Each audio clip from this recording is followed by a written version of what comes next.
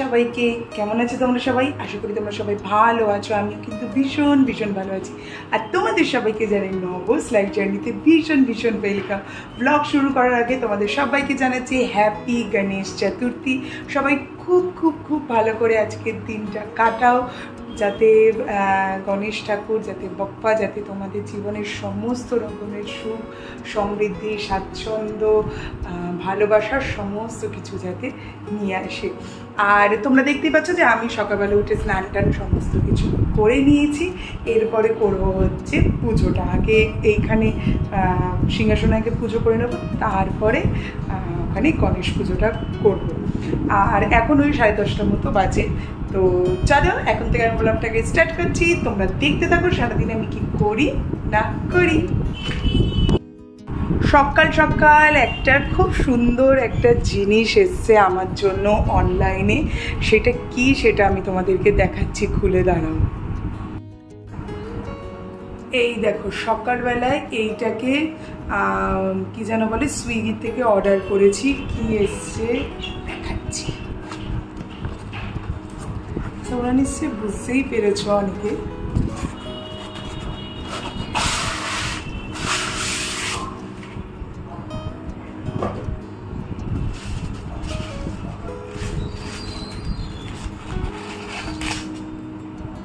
কে এসছে দেখো আমার বাড়িতে, গণপতি বাপ্পা। সেদিন তো হয়তো কোনো সেদিনকে ব্লগে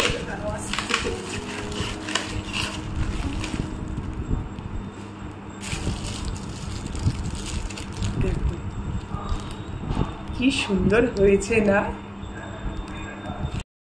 জানি না সেদিনকে আমি শেয়ার করেছি কিনা, তবে আমার এই বছর আমার ইচ্ছা ছিল আমি একটা গণেশ ঠাকুরের মূর্তি আমি নিয়ে আসবো, মানে একটা আইডল নিয়ে আসবো।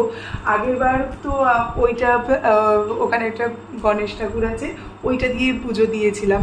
তো ওইটা না আমি একবার সেই বাগুইআটিটা মেলার থেকে কিনেছিলাম, ওই গণেশ ঠাকুরটা। তো আগেরবার ওইটা দিয়ে পুজো দিয়েছিলাম, কিন্তু এইবার না আমার খুব ইচ্ছা ছিল যে এইবার আমি একটা গণেশ ঠাকুরকে নিয়ে আসবো। তো আজকে সকালবেলা হঠাৎ করেই আমার শাহবাবুকে বললাম একটু দেখো না সুইগির থেকে যদি ইয়েতে পাওয়া যায়। আমার ইচ্ছা ছিল পিতলের নেয়ার, কিন্তু সবই মোটামুটি আউট অফ স্টক। তা আমি বললাম যে ঠিক আছে থাক, এবার আউট অফ স্টক তো থাক, ঠিক আছে এবার নাহলে এইরকমই নিয়ে আসো। এটা ওই যে ক্লে দিয়ে করা, এটা পুরোটা মাটির ইয়েটা গণেশ ঠাকুরটা, এটা পুরো মাটির। তো আমি ঠিক আছে এটাই এবার দিয়ে দাও, এবার ইনি এবার আসুক। তো কেমন হয়েছে আমার গণপতি বাপ্পাটা অবশ্যই জানিও কিন্তু তোমরা।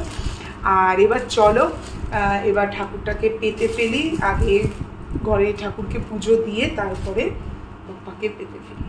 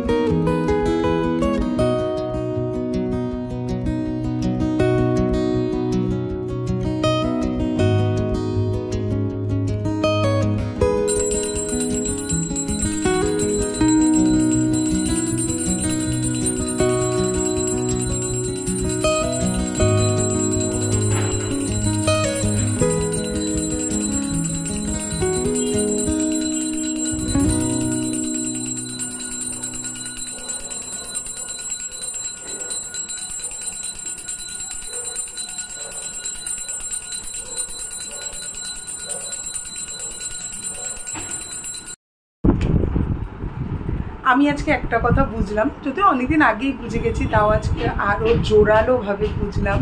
আমি যখন 2 দিন আগে যখন মাকে বলছিলাম যেরকম আমি এবার ভাবছিলাম যে এটা গণেশ ঠাকুর কিনবো করে, তো স্বাভাবিকত কথা হচ্ছিল, তো তারপর ভাবলাম যে কিনবো, রাখারও তো একটা সমস্যা, যেহেতু আমার দেখো আমার কোনো সিংহাসন নেই, আমি ওখানে বইয়ের তাকে রেখেই আমি পুজো করি।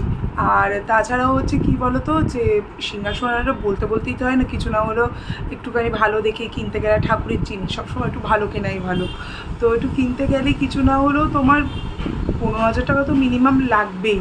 আর আমি একটুখানি দেখে রেখেছিলাম যে অন্য টাইপের যে দরজা টরজা আছে ওরকম টাইপের সিংহাসন আছে না, আমি ওরকম টাইপের সিংহাসন আমার খুব পছন্দ, বহুদিনেরই ইচ্ছা, কিন্তু এটা টাকাটাও ম্যাটার করে, যেটা সবসময় হয়ে ওঠে না। তো আমি তখন আমি ভাবতাম, মানে আমি ভেবেছি যে থাক, আর কিনবো না, কি মানে কিনলে রাখারও একটা সমস্যা, সত্যি কথা, রাখার সত্যি সমস্যা। আর ওখানে পুরো সব ঠাকুরে আমার মানে একদম পুরো ওখানে আর কোনো জায়গা নেই। কিন্তু আজকে আমি একটা জিনিস জোরালোভাবে যেটা বিশ্বাস করলাম, সেটা হচ্ছে যে আসার সে তোমার কাছে ঠিকই আসবে। সে তুমি তাকে যতই তুমি মানে চেষ্টা করো না কেন যে না থাক এখন না পরে বা কিছু, বা তাকে যতই তুমি চেষ্টা করো না থাক এখন আনবো না বা কিছু, কিন্তু যে আসার তোমার কাছে ঠিকই আসবে, আর যে যাওয়ার সে তোমার কাছ থেকে ঠিকই চলে যাবে। সে তুমি যতই তাকে চেপে ধরে রাখার চেষ্টা করো, যাই করো, আর যে আসার সে ঠিকই আসবে, তুমি তাকে যতই মনে করো যে না থাকে এখন না পরে। তো আজকে আমার সেইটাই বিশ্বাস হলো, যে আমি ভেবেছিলাম যে আমি কিনবো না, কিন্তু দেখো ঠিক। আর আমি এইটুখানি এখন বিশ্বাস আছে যে উনি ওনার জায়গাটাও কিন্তু ঠিক করে নেবে। আমি মনে করছিলাম যে কি জানি কোথায় রাখবো, রাখারও একটা সমস্যা, তো সেটা মনে করছিলাম, তো উনি ওনার জায়গাটাও ঠিক করে নেবে।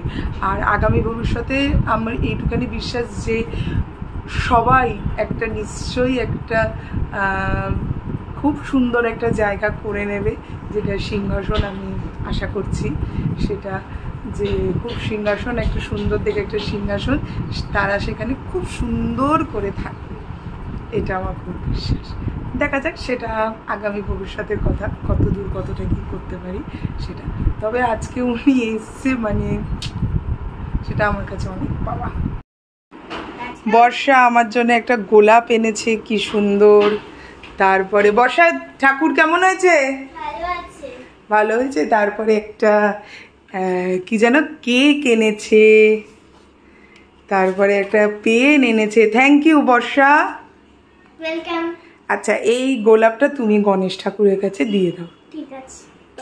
দেখো কাটা আছে কিন্তু, দাঁড়াও কাটাটা ইয়ে করে দিই, ছাড়িয়ে দিই। ঠাকুরের কাছে দাও, ঠাকুরকে দাও। ঠিক আছে, বলো নমস্কার করে নাও, বলো আমি যাতে খুব ভালো করে রেজাল্ট করি, আমি যাতে মানুষের মতন মানুষ হই। Very good. চলো আমি নিয়ে নেব। মা দেখতে এসছে গণেশ ঠাকুর।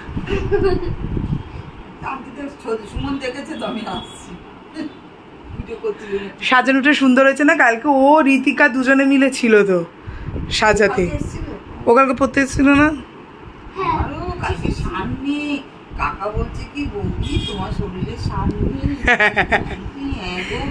এত খাটাখাটনি, মা মেয়ে মিলে একেবারে ঘর গোছানো। এবার সে কি কি দিয়েছিস একবার বললাম আন্টিকে, কি কি দেওয়া হয়েছে? কেক, পেন, তারপর গোলাপ। গোলাপ? আবার গোলাপটা কাকে দিলি? হ্যাঁ, গোলাপটা আবার কাকে দিলি? গণেশকে। তাই? তুইও তো গণেশের মতন।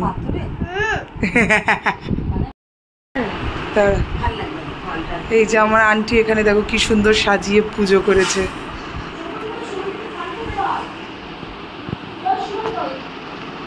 সুমন আসছে, সুমন নামছে। ও তো বললো আঁকাবে না। সন্ধ্যের থেকে আমি একটুও ভিডিও করতে পারিনি, কারণ যে আমি সন্ধ্যাবেলায় বেরিয়েছিলাম একটা জায়গায়, সেটা হচ্ছে আমি একটা নাচের টিউশন পেয়েছি। দুটো বাচ্চা, এই যে এখানে যেই আমাদের বাড়ির সামনে যেই নাচ শেখাতে যাই, ওদের স্কুলেই দুটো বাচ্চা পড়ে, মানে ওদেরই ক্লাসমেট।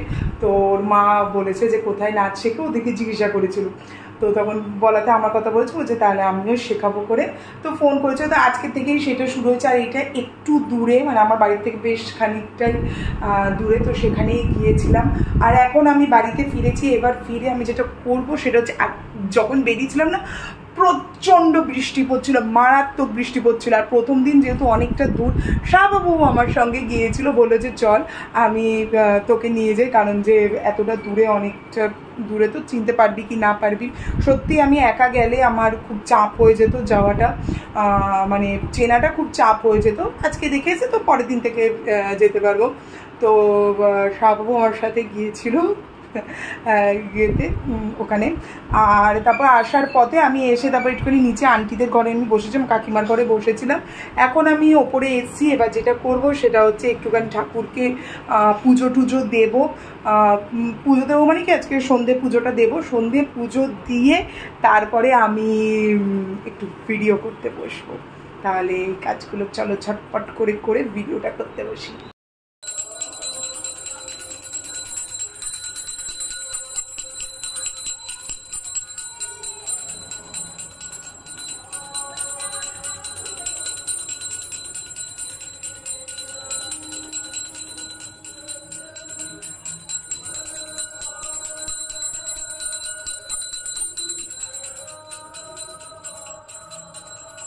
सहितं नमामि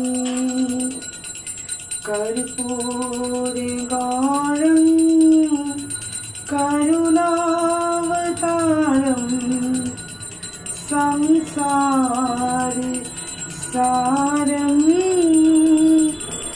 भुजगेन्द्रहारं सदा वसन्त्यं हृदयानि वृन्दे भवं भवानी सहितं भवं।